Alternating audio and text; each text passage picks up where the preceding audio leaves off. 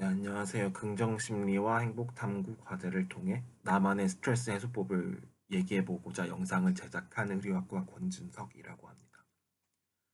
먼저 저는 스트레스에 대해 어떠한 상황에서 스트레스 받는지 얘기해보면, 첫째, 일상적인 일, 라이프스타일 사이클에 침해받는 일이 생길 때 스트레스가 발생합니다.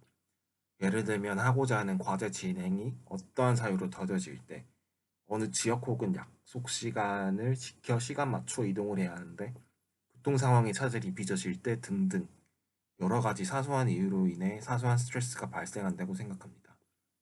보통 마음을 넓게 가져라라는 말이 있지만 개인의 인품, 성격 같은 것에 영향을 받지 않고 이러한 자잘한 이유로 모든 사람들이 스트레스를 받는다고 생각하며 이에 대한 해소법이 중요하다고 생각이 듭니다. 두 번째, 생활을 하며 겪게 되는 관계 갈등에 의해 스트레스가 발생합니다. 첫째 일과 연결되는 내용이기도 한데 보통 혼자 스스로 일을 하는 경우 그 일에 대한 차질을 본인의 탓으로 돌리고 더 잘해야지 라는 긍정적인 마인드셋을 가지는 경우가 있지만 여러 사회생활에서 부딪히게 되는 일이 대다수는 본인 아닌 타인과의 협업의 과정을 직간접적으로 거칠 수밖에 없고 이러한 일들이 타인에 의해 차질이 빚어졌다고 생각이 들 경우 혹은 직접적으로 피해를 크게 입게 될 때 스트레스가 발생합니다. 세 번째는 일이 마무리된 후 판단 과정과 그에 따른 결과가 좋지 못하다고 생각될 경우 스트레스가 발생합니다.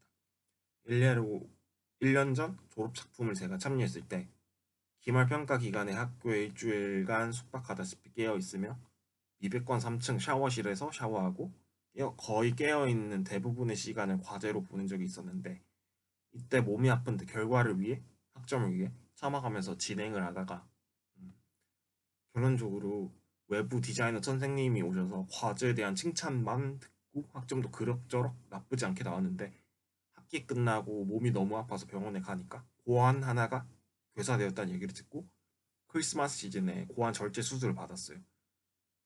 개인적으로 무언가를 얻기 위해서는 희생이 필요하다는 생각이 들지만 저는 일을 할 때 과몰입, 과투자하는 경향이 좀 심해서 그런지 건강 생각을 하지 않아 후회도 하고 또 이러한 극단적인 예가 아닌 경우라도 무언가 일을 끝마치고 과정을 되돌아볼 때 본인에게 얻는 이익과 그에 따른 실이 있고 어떻게 개인적으로 승화시키는지가 저는 중요하다는 생각이 듭니다.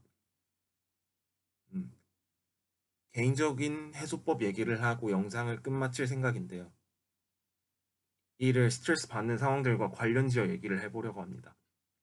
첫 번째로 일상적인 일, 라이프 스타일에 차질이 생길 경우 제 마인드셋이 중요하다는 생각이 들며 앞서 말했던 관계 갈등에 의한 스트레스로 이전되는 경우를 줄일 수 있다는 생각이 들어 마인드셋을 다질 수 있는 평범한 취미 생활을 즐기는데 저 같은 경우는 초등학교 때부터 삼촌들 중 한 분의 영향으로 인해 극심한 한국 힙합의 팬인데 보통 음악을 들을 때도 메시지가 중요하다고 생각하고 이를 통해 본인의 상황에 맞게 긍정적으로 풀어갈 수 있는데 특히 힙합 장르는 어릴 때부터 문학 픽션의 컨텐츠를 접할 때 대중가요는 2000년대 들어서 사람 관련 내용으로 너무 극심하게 한정되어 있는 경향이 심했고 그렇다고 뭐 한국 소설 등을 접할 때 감정적인 내용을 주로 다루는 작품보다는 시대 정치 상황을 반영하는 작품들에 너무 많은 노출을 보고 제3자 입장에서 그 작품들을 분석이 그치지 않고 투영할 수 있는 컨텐츠들을 매우 좋아하고 비슷한 예로 일상적인 상황에 교훈을 부여하는 영화를 본다든지 하는 취미가 있습니다.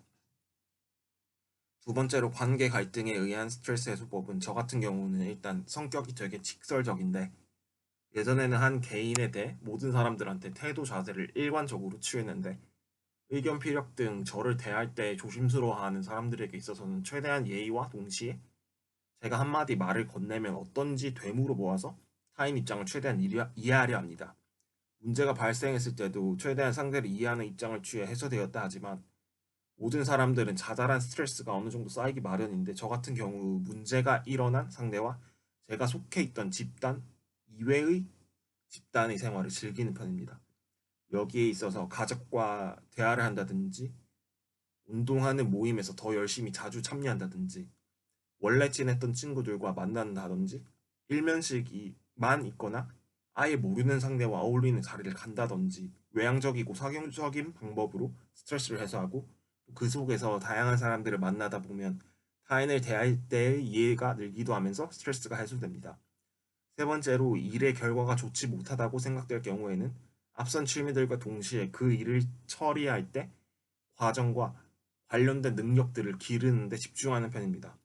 마인드셋을 정비하는 앞서 말했던 음악을 듣거나 영화를 보거나 운동을 하며 사람들을 만나며 생각을 정리하는 취미들과 동시에 일을 진행하면서 모자랐던 부분들에 다시 한 분야에 흥미를 가지고 몰두했던 초심자의 마음가짐을 되새겨보고자 그 일에서 재밌었고 의미를 느꼈던 부분들을 다시 시도하는데 이게 자기 발전과 동시에 진행하면서도 저의 단점을 다시 찾고 마인드셋을 정비할 수 있어서 좋은 것 같습니다. 이상으로 저의 스트레스 해소법에 대한 얘기를 해보았고 영상을 마무리 지으려 합니다. 시간 내서 영상을 보신 분들에게 감사하고 조금이라도 의미가 있었던 시간이길 바랍니다. 감사합니다.